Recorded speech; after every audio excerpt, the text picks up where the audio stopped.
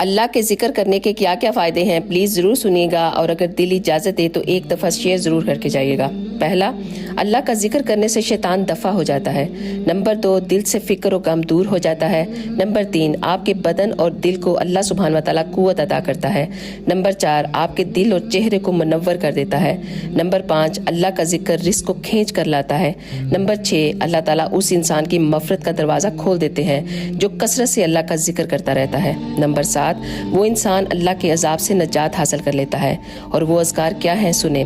تیسرا کلمہ، سبحان اللہ والحمد للہ ولا الہ الا اللہ واللہ اکبر ولا حول ولا قوت الا باللہ العلی العظیم۔ درود شریف چھوٹا بڑا جو بھی آپ آسانی سے پڑھ سکتے ہیں۔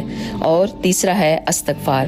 ان اذکار سے اللہ سبحانہ و تعالیٰ انسان کی تمام پریشانیوں کو دور کر دیتے ہیں اور وہاں سے اپنی نعمتیں عطا کرتے ہیں جہاں سے اسے گمان بھی نہیں ہوتا۔ سبحان اللہ۔ اگر ویڈیو اچھی لگے تو پلیز ایک دفعہ